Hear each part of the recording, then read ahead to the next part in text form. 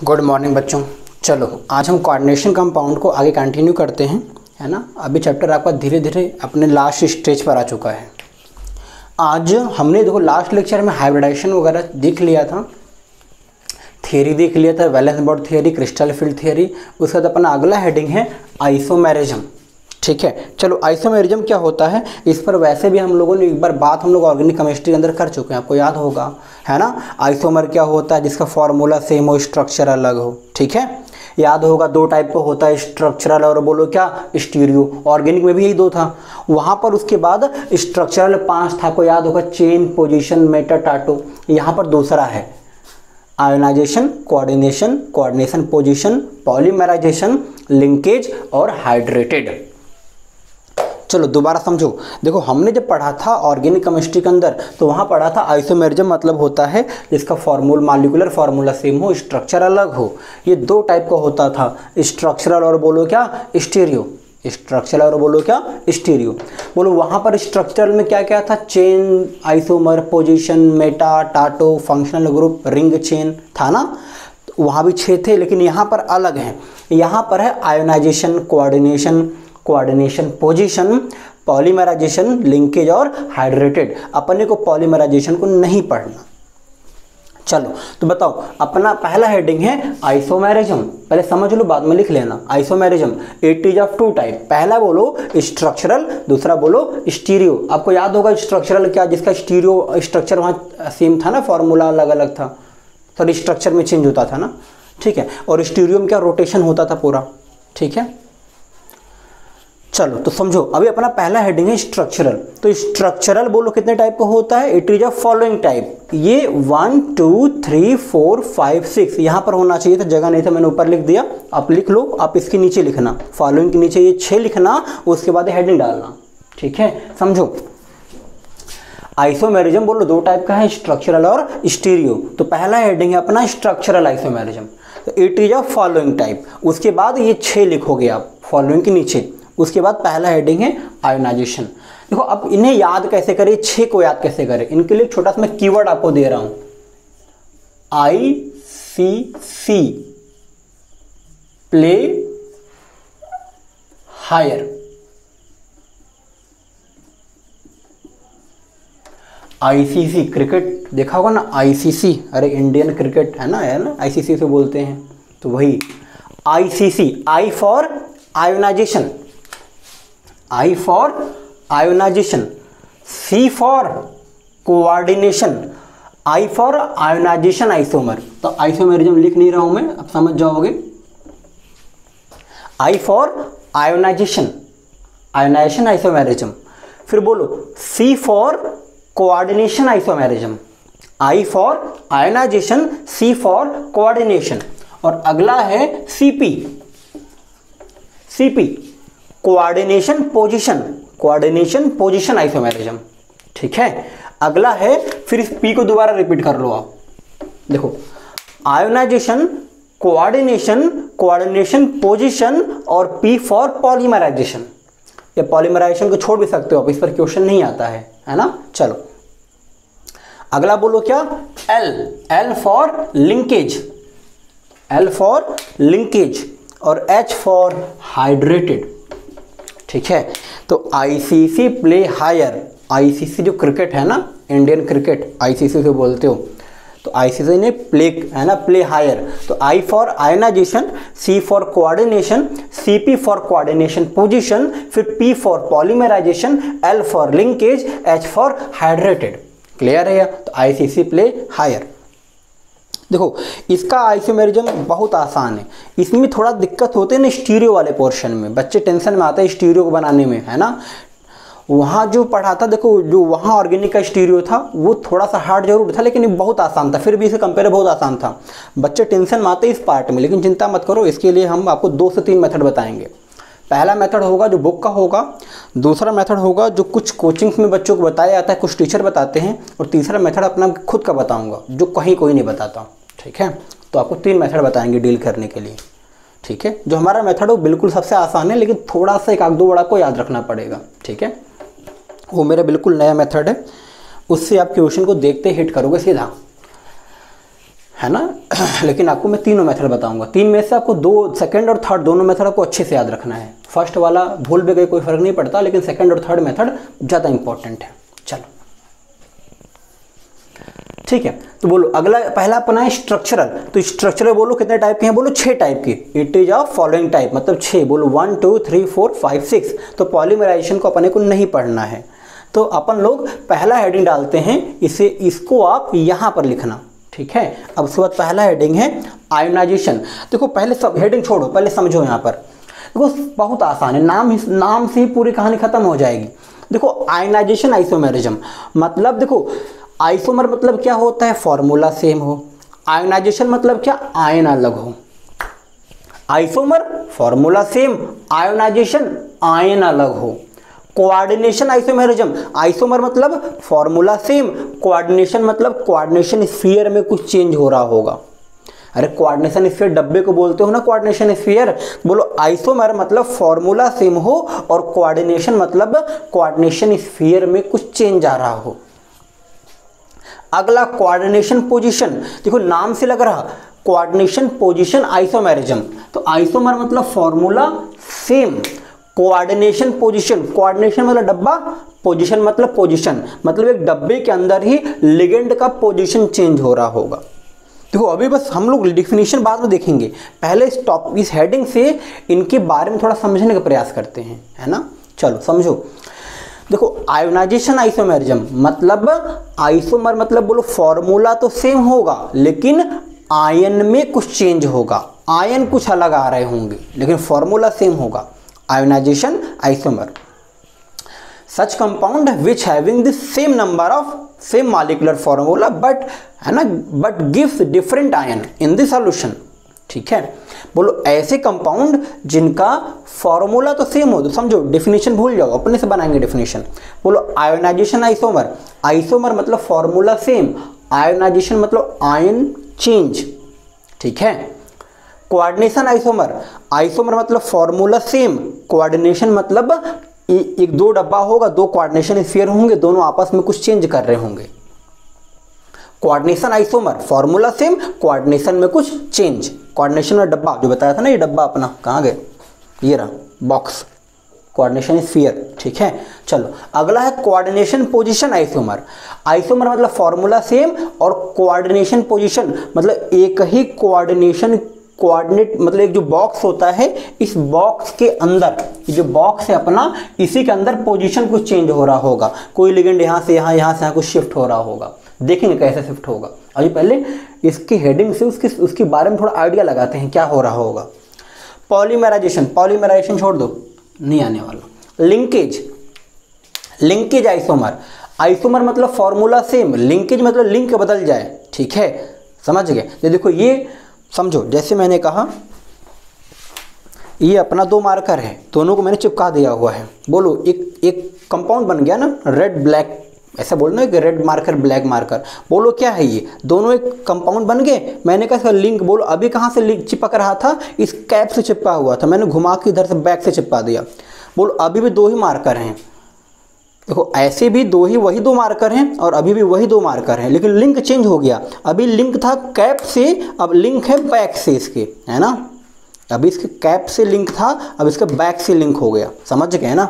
देखो सब कुछ नाम पर ही है। हाइड्रेटेड, हाइड्रेट नाम सुनते ही पानी की फीलिंग आ रही है। हाइड्रेशन, डिहाइड्रेशन, डॉक्टर बोलते हैं ना डिहाइड्रेशन हो गया तुझे, मतलब पानी की कमी हो गई है। तो हाइड्रेट मतलब कहीं ना कहीं वाटर मॉलिक्यूल की बात हो रही है, मतलब कुछ वाटर मॉलिक्यूल का इंटरचेंज हो रहा होगा, ठीक है। तो बहुत आसान है, बस केवल पकड़ लो उसे कहानी को, दोबारा समझ लो। आयोनाइजेशन आइसोमर, आइसोमर मतलब फॉर्मूला सेम, आयोनाइजेशन मतलब आयन बदल रहा होगा। कोऑर्डिनेशन मतलब कि दो डब्बे होंगे, उन डब्बों के बीच में कुछ इंटरचेंज हो रहा होगा। और कोऑर्डिनेशन पोजीशन मतलब एक ही डब्बे के अंदर पोजीशन चेंज हो रहा होगा, है ना। अगला लिंकेज, लिंकेज का मतलब जो लिगेंड था उसका लिंक चेंज हो रहा होगा, कभी फ्रंट से होगा फिर कभी बैक से हो चुका होगा लिंक, ठीक है। हाइड्रेट मतलब वाटर मॉलिक्यूल में कुछ चेंज आ रहा होगा। तो चलो पहला हेडिंग है अपना आयोनाइजेशन आइसोमर। तो लिखो definition, compound having same molecular formula. आप पॉज करके नोट कर लेना, पहले समझ लो। Compound having same molecular formula but different ion in the solution. ऐसे कंपाउंड जिसका मॉलिक्यूलर फॉर्मूला सेम हो लेकिन आयन डिफरेंट हो। खैर डेफिनेशन भूल जाओ, एग्जांपल पर से आओ समझ में आ जाएगा। देखो इन दो को देखो आप, इसमें भी कोबाल्ट है, यहाँ भी कोबाल्ट है, 5 अमोनिया यहाँ भी है, 5 अमोनिया यहाँ भी है, SO4 यहाँ भी है, SO4 यहाँ भी है, ब्रोमीन यहाँ भी है, ब्रोमीन यहाँ भी है। लेकिन बताओ, हमने आपको बताया हुआ है जब इसको पानी में डालोगे तो जो बॉक्स के बाहर वाला पार्ट है यही तो आयनाइज होता है। बॉक्स के बाहर वाला पार्ट ही तो आयनाइज होता है। बोलो अगर इसको मैं पानी में डालूंगा तो बॉक्स के बाहर वाला पार्ट बोलो यही है ना, तो बोलो ये आयनाइज होगा। बोलो यहाँ कौन सा आयन मिलेगा? सल्फेट का। यहाँ कौन सा आयन मिलेगा? ब्रोमीन का। लेकिन देखो फॉर्मूला में कोई चेंज है क्या? Cobalt cobalt, 5 ammonium 5 ammonium, sulphate sulphate, bromine bromine. तो इसके फॉर्मूले में तो कोई चेंज नहीं है लेकिन आयन में चेंज जरूर है। यहाँ सल्फेट का चेंज आयन मिल रहा, जो बॉक्स के बाहर है वही तो आयन मिलेगा। तो बॉक्स के बाहर सल्फेट है और यहाँ बॉक्स के बाहर ब्रोमीन है, तो यहाँ ब्रोमीन का आयन मिलेगा और यहाँ सल्फेट का मिलेगा। तो बोलो आयन तो चेंज है लेकिन फॉर्मूला सेम है। आयोनाइजेशन मतलब आयन में चेंज होगा लेकिन आइसोमर मतलब फॉर्मूला सेम रहेगा। तो फॉर्मूला तो सेम है, आयन बदल रहा। देखो ये भी एग्जांपल देखो आप, कोबाल्ट कोबाल्ट, 5 अमोनिया, क्लोरीन और NO2, फॉर्मूला सेम है लेकिन देखो यहाँ आयन मिल रहा NO2 का और यहाँ आयन मिल रहा क्लोरीन का, आयन बदल रहा। डेफिनेशन पर आ जाओ, compound having same molecular formula. बोलो फॉर्मूला सेम है ना, but different ion in the solution. बोलो सॉल्यूशन में ये सल्फेट आयन दे रहा, ये ब्रोमाइड आयन दे रहा। ठीक है, फॉर्मूला सेम हो लेकिन बोलो आयन क्या हो? डिफरेंट हो सॉल्यूशन के अंदर। ठीक है, अगला कोऑर्डिनेशन आइसोमेरिज्म। बोलो कोऑर्डिनेशन मैंने क्या बोला था आपसे कि कहीं ना कहीं डब्बे में आपस में कुछ चेंज हो रहा होगा, 2 डब्बा होगा आपस में कुछ चेंज कर रहे होंगे। और कोऑर्डिनेशन, तो कोऑर्डिनेशन में 2 डब्बा और कोऑर्डिनेशन पोजीशन में एक ही डब्बे के अंदर होगा। चलो समझो कोऑर्डिनेशन आइसोमेरिज्म। बोलो देखो पहले एग्जांपल समझो बाद में डेफिनेशन देखना। बोलो देखो एक कॉम्प्लेक्स और एक कॉम्प्लेक्स, देखो इनको ध्यान से देखो। बोलो एक कोबाल्ट यहाँ है, एक कोबाल्ट यहाँ है, एक क्रोमियम यहाँ है, एक क्रोमियम यहाँ है ना। बोलो यहाँ पर 6 अमोनिया है और यहाँ भी 6 अमोनिया है, 6 साइनाइड है, यहाँ भी 6 साइनाइड है। ये पूरा एक कॉम्प्लेक्स है, ये पूरा एक कॉम्प्लेक्स है। बोलो दोनों बिल्कुल फार्मूला सेम है, चेक कर लो आप। कोबाल्ट भी है, 6 अमोनिया भी है, क्रोमियम भी है, साइनाइड भी है, फार्मूला सेम है। बट देखो तो कोबाल्ट के साथ यहाँ अमोनिया था लेकिन यहाँ कोबाल्ट के साथ देखो ये पूरा लिगेंड यहाँ से यहाँ ट्रांसफ़र हो गया और यहाँ का लिगेंड यहाँ से यहाँ ट्रांसफ़र हो गया, हाच पाच हो गया। चलो देखो अच्छा देखो इसके पूरे लिगेंड यहाँ आ गए और इसके लिगेंड यहाँ चले गए। ध्यान से देखो यहाँ कोबाल्ट के साथ अमोनिया है, देखो यहाँ कोबाल्ट के साथ साइनाइड है, मतलब ये पूरा साइनाइड ट्रांसफ़र होके यहाँ आ गया और पूरा अमोनिया ट्रांसफ़र होके यहाँ चला गया। देख रहे हो ना, कोऑर्डिनेशन आइसोमर, कोऑर्डिनेशन में पूरा चेंज हो जाए, फॉर्मूला सेम हो लेकिन कोऑर्डिनेशन पूरा आपस में चेंज हो जाए, लिगेंड पूरा ट्रांसफ़र हो जाए कोऑर्डिनेशन के अंदर। अब पॉज करके नोट करो फटाक से।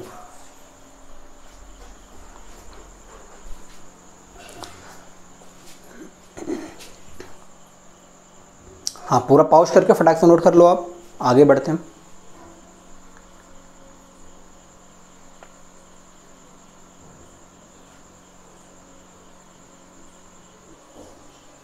चलो ध्यान दो बच्चों, अगला है अपना,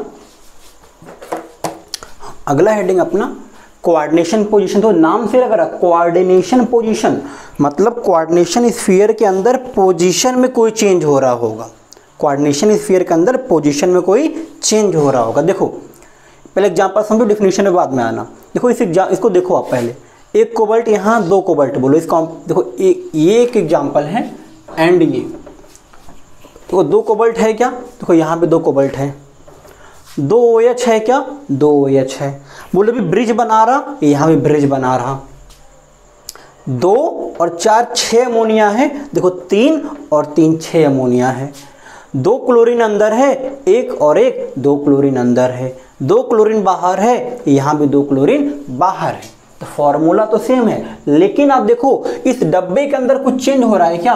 तो इस डब्बे के अंदर यहाँ 4 अमोनिया था, यहाँ 3 था है, यहाँ से एक बोलो यहाँ 2 क्लोरीन था, यहाँ से 1 क्लोरीन शिफ्ट होकर यहाँ आ गया और यहाँ से 1 अमोनिया यहाँ चला गया।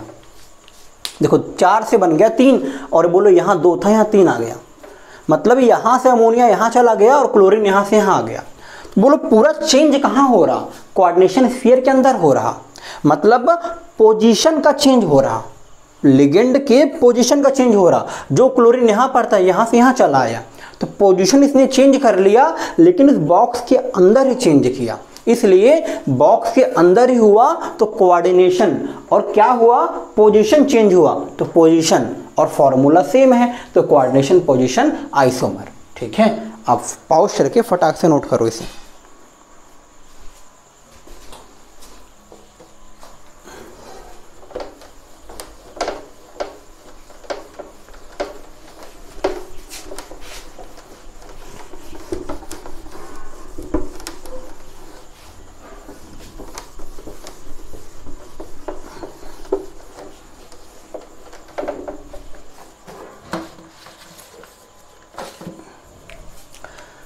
अगला है अपना, ये थर्ड था, अगला फोर्थ है अपना लिंकेज आइसोमर।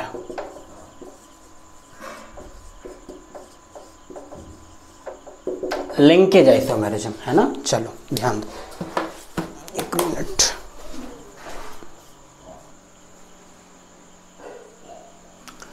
चलो बच्चों ध्यान दो, तो ये 3 समझ गए। फोर्थ पर आ जाओ, लिंकेज आइसोमरिज्म। बोलो नाम से लग रहा है लिंक कुछ चेंज हो रहा होगा, लिंकेज, लिंक में कुछ चेंज हो रहा होगा। आइसोमर मतलब फॉर्मूला सेम, और लिंकेज मतलब लिंक में चेंज। देखो आप पहले एग्जांपल पर देखो, डेफिनेशन बाद में जाना। देखो कोबाल्ट यहाँ है, कोबाल्ट यहाँ है, 5 अमोनिया यहाँ, 5 अमोनिया यहाँ, एक NO2, एक NO2, Cl2 Cl2, formula same है। देखो यहाँ पर क्या है, लिंक चेंज हो रहा। बोलो यहाँ पर पहले क्या लिखा? NO2, इसका मतलब कि नाइट्रोजन लोन पे डोनेट कर रहा। N पहले लिखा ना, इसका मतलब नाइट्रोजन लोन पे डोनेट कर रहा। यहाँ O पहले लिखा, इसका मतलब ऑक्सीजन लोन पे डोनेट कर रहा। तो फॉर्मूला तो बिल्कुल वही है, सब कुछ वही है, बस लिंक चेंज हो गया। यहाँ नाइट्रोजन था दे रहा, यहाँ ऑक्सीजन दे रहा।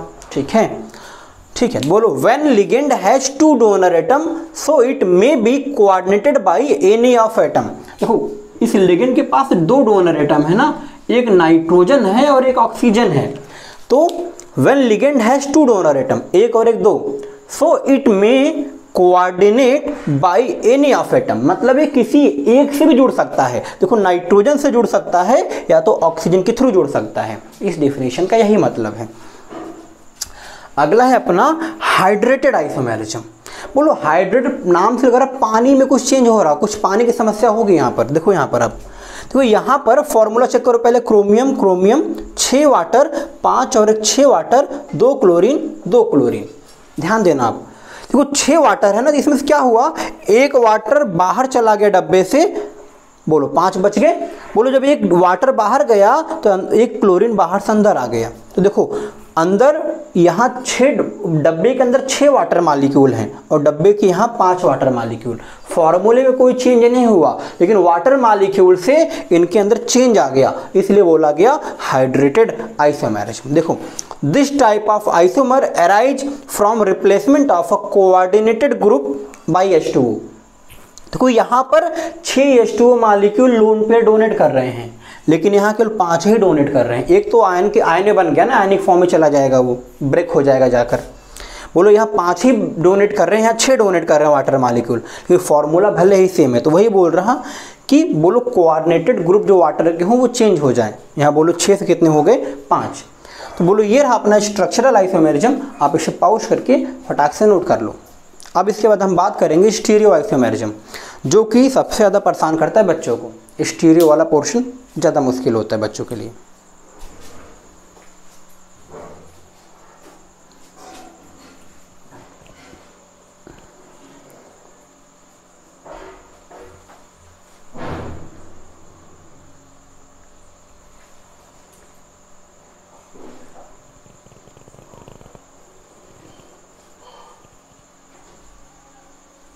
तो इसे नोट कर लो आप, ध्यान देना। अगला हेडिंग है अपना स्टीरियो आइसोमेरिज्म। तो आज हम स्टीरियो आइसोमर को शुरू करेंगे तो है ना, पूरा आज हो नहीं पाएगा बच्चों, ध्यान देना। अगर पूरा हो नहीं पाएगा तो आधा आज और आधा कल में कन्फ्यूजन हो जाएगा आपको, है ना। इसलिए मैं सोच रहा हूँ कल पूरा लेक्चर स्टीरियो पर ही चलाएंगे। अगर मुझे कोई दिक्कत नहीं, मैं आज पढ़ा दूँ थोड़ा सा और थोड़ा कल पढ़ा दूँ, तो लेकिन आपको दिक्कत आएगी, आपको है ना कन्फ्यूजन होना शुरू हो जाएगा। इसलिए और आज स्टीरियो इतना लंबा है कि उसमें 40 से 45 मिनट के लेक्चर चले जाएंगे, है ना। कल मैं पूरा कंप्लीट लेक्चर बनाऊंगा, मे बी 1 घंटे तक का लेक्चर हो सकता है, ठीक है।